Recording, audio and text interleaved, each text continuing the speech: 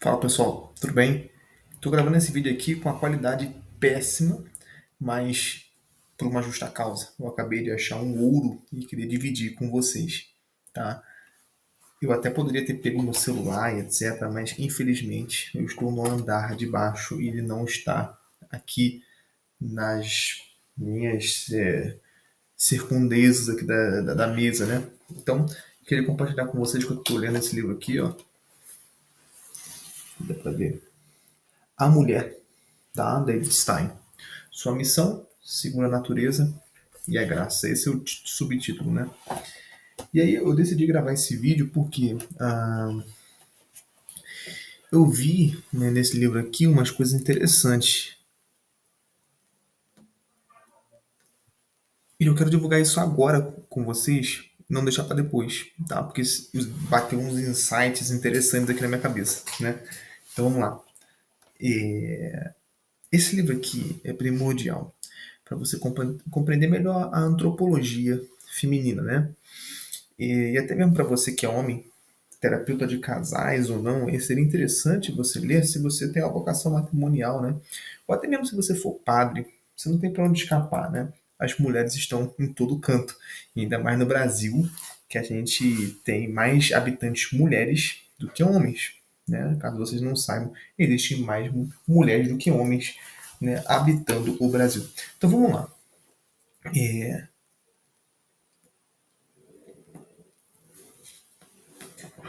Vou citar aqui um parágrafo muito interessante, tá?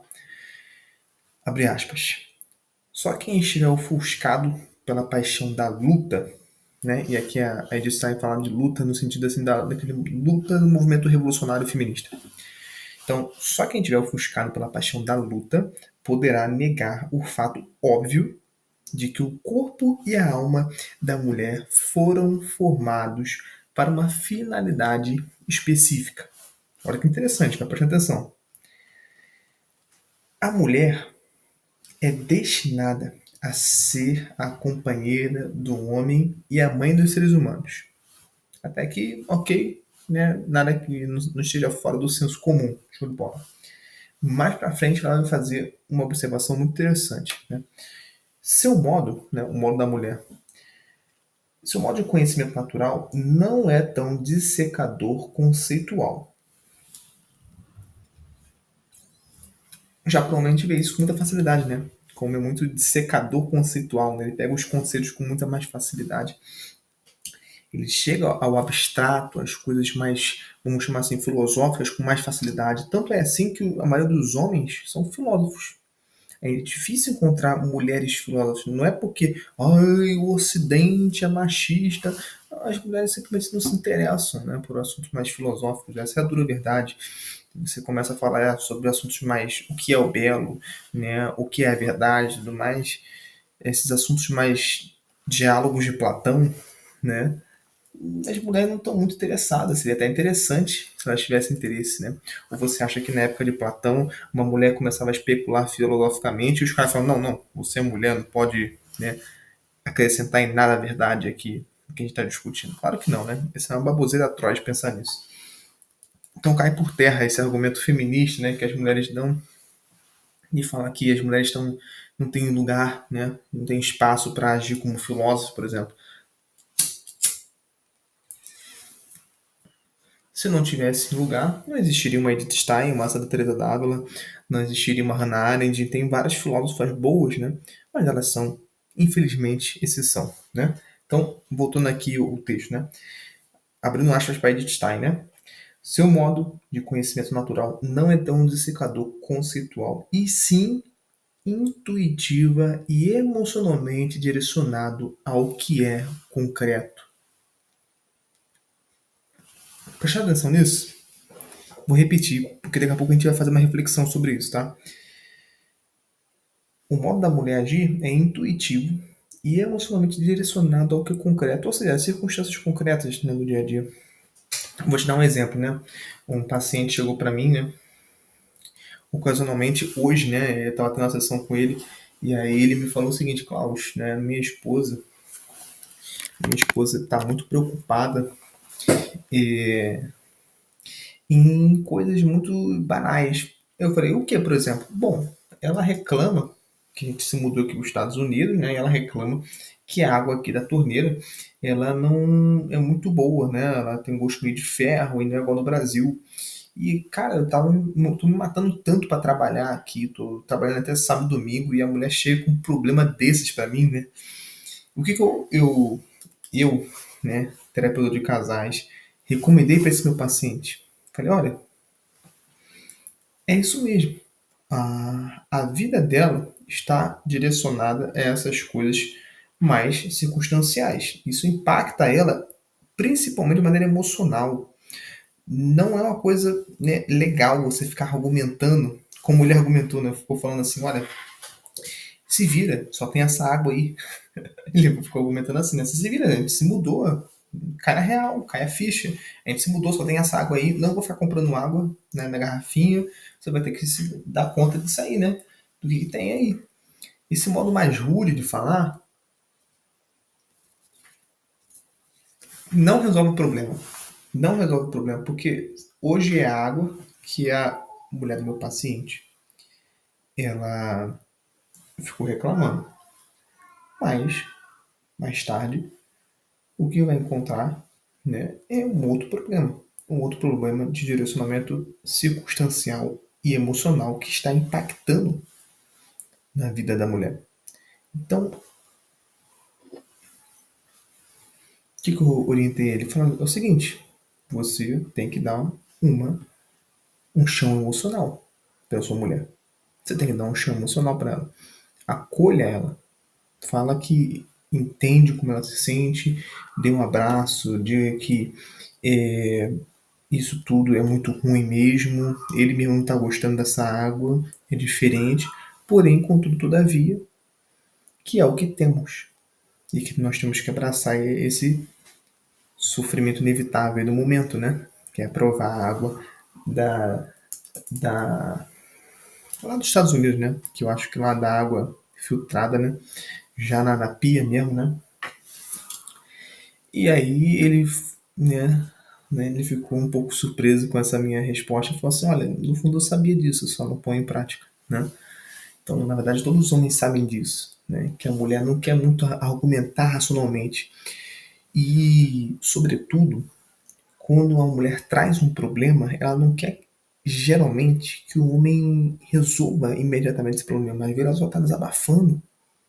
Às vezes ela só está colocando uma situação na qual você queira que você compreenda. Então a gente, enquanto marido, enquanto homem, enquanto padre que está tendo uma mulher na confissão, enquanto sei lá das quantas, né? A gente tem que começar a compreender isso com outro olhar, né? Que a natureza específica da mulher é intuitiva e emocionalmente direcionada ao que é concreto. Então ela é impactada com as coisas da circunstância do concreto, né? No dia a dia. E aqui a Edith Stein continua, né? Ela fala assim: essa disposição da mulher, né, habilita a mulher à função de assistente e educadora de seus próprios filhos, mas essa sua atitude básica não vale só para os próprios filhos. Assim, ela se dirige também ao homem e a todos os seres que entram em contato com ela. Essa predisposição maternal se junta à de companheira. Seu dom, a sua felicidade, consiste em dividir a vida com outra pessoa, participando de tudo que lhe diz respeito, das menores e das maiores coisas, das alegrias, do sofrimento, do desenvolvimento, dos trabalhos e dos problemas. O homem ele se preocupa com o assunto dele, esperando dos outros interesse e disponibilidade. Normalmente fica difícil adaptar-se a outras pessoas e outros problemas delas. Para a mulher, no entanto, essa é uma atitude natural. Olha só, é natural para ela se preocupar com outras pessoas e os problemas dessas pessoas. Aqui me faz compreender, inclusive, uma coisa óbvia, né? As mulheres elas têm muito mais um mecanismo de empatia do que os homens, né? Elas costumam naturalmente se compadecer mais do que os homens. Por que os homens não têm esse mecanismo cerebral chamado empatia? Porque Deus nos tirou isso, né? Deus não nos fabricou dessa forma para a gente ter um certo tipo de coragem no sentido de ir pra guerra, por exemplo. Você imagina se a gente tivesse uma empatia com as mulheres, né, na hora de dar um tiro na guerra, né? A gente já fica pensando, não, mas o cara tem família, não, mas até lá você já morreu, o cara deu um tiro na sua cara primeiro, né? Então, isso é até um argumento que as feministas dão muito, né? Fala assim, olha, se não existir homens, se não existissem de fato homens no mundo, não haveria guerra, né? Porque eles que são, né, sempre que provocam as guerras. Pode até ser, né? Pode até ser, mas óbvio, o mecanismo óbvio que vocês têm que compreender é os homens não têm muito mesmo empatia, não. É fatal isso no nosso cérebro. Falta mesmo, assim, cientificamente falando, biologicamente falando. Biologicamente falando, falta isso. E é interessante vocês compreenderem aqui, olha que interessante. Esse parágrafo da Edith Stein, né? Que é há uma predisposição maternal da mulher que se junta à predisposição dela ser uma companheira. Então, assim, em Gênesis, Deus criou a mulher, né, para ser essa companheira mesmo, né?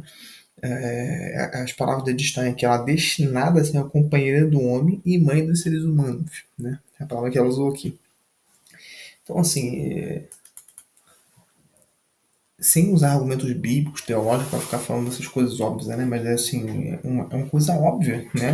Para que a mulher foi criada? Justamente para atender esse chamado, né? De ser realmente uma pessoa que dá um suporte ao homem, companheira do homem, ao mesmo tempo que é mãe. E isso explica porque a maioria das traições vem sempre, majoritariamente, para não dizer sempre, né, dos homens e não das mulheres. Porque a mulher ela não tem muito essa predisposição, igual do homem, que é mais poligâmica. Né? Para a mulher estando acompanhada com um homem, seja ele até mesmo um homem bundão, ela não quer ser abandonada. Ela se sente mal quando esse companheiro dela, às vezes emprestado, é abandonado. Abandona ela, quer dizer. Então, quando o cara abandona ela, às vezes o cara pode ser o cara mais bundão, mais molenga, ou até mesmo mais perverso dos caras. Ela não quer ser abandonada, porque é o companheiro que ela tem. É o Adão dela. Você entende? Isso tem raízes antropológicas gigantescas, porque na prática a gente vê isso. Na minha experiência clínica, você vê claramente pessoas que têm um marido supramente ameaçador, ameaçador no sentido de ter relapsos de querer ir embora, né, de casa, e às vezes, em certas circunstâncias, a mulher prefere antes abandonar do que ser abandonada. Então, há casos muito comuns da mulher que se rebela por ter um homem muito covarde em casa, e com isso ela usa a cartada final, que é: antes que ele me abandone, eu vou abandonar ela. Antes que meu marido me abandone, eu vou abandonar meu marido. Né?